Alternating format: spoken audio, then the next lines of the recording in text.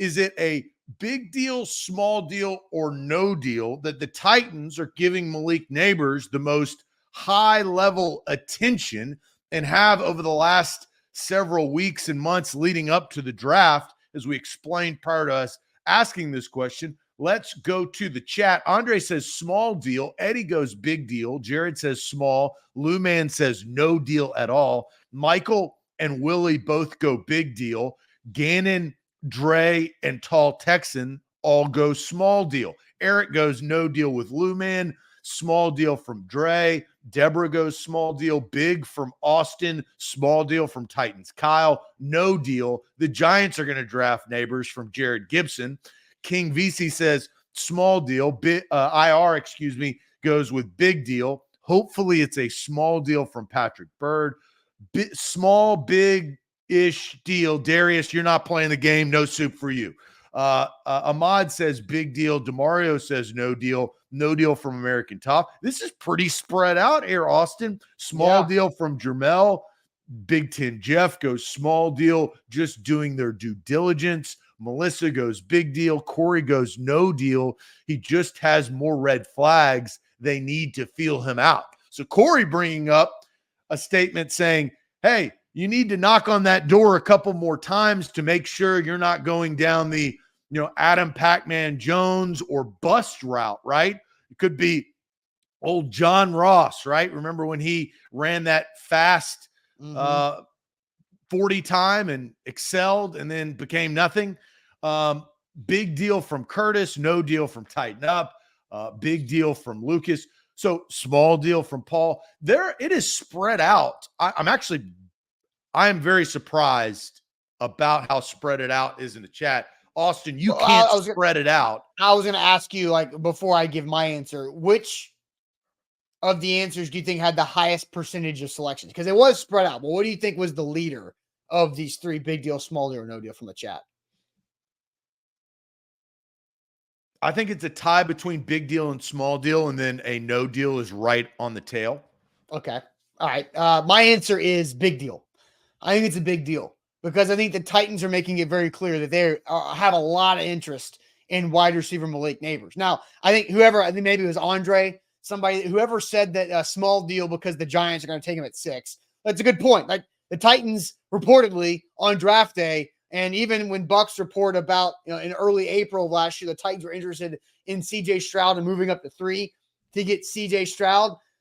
Just because the Texans took him at 2 doesn't mean the Titans weren't very serious about CJ Stroud.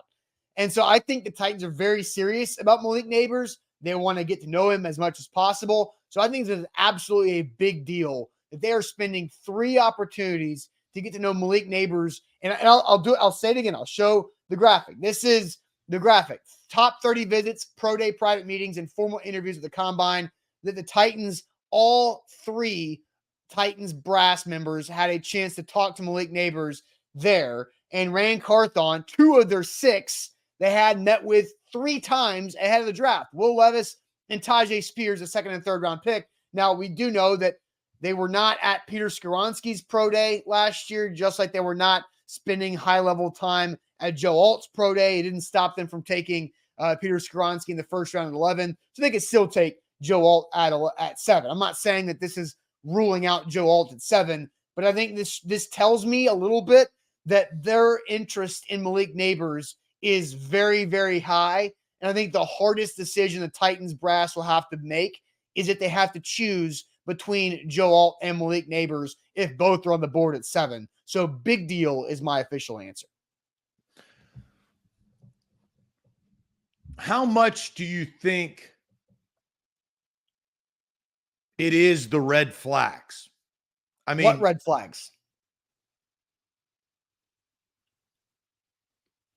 Well, are there red flags for Malik Nabers? Have you seen red flags for Malik Nabers? No. So that's, I think, a generalized statement, Austin.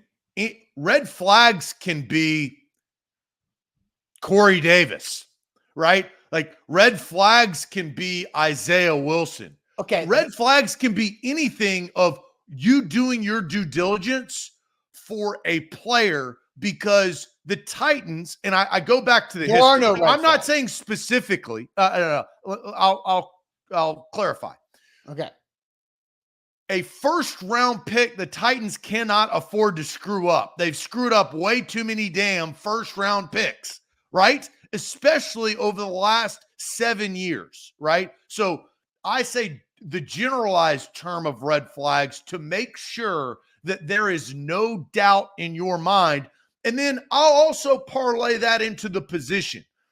Wide receiver, diva position, right? Sexy position, notorious for probably, and I don't know the bust rate of a wide receiver, right? But the last big time pick, as I referenced, Corey Davis, which is a top 5 pick, was a bust. And, his red flags weren't off the field, but he didn't have that dog in him. Well, it was, I think Corey Davis's health was the problem. And Corey Davis spent a lot of his time with the Titans hurt.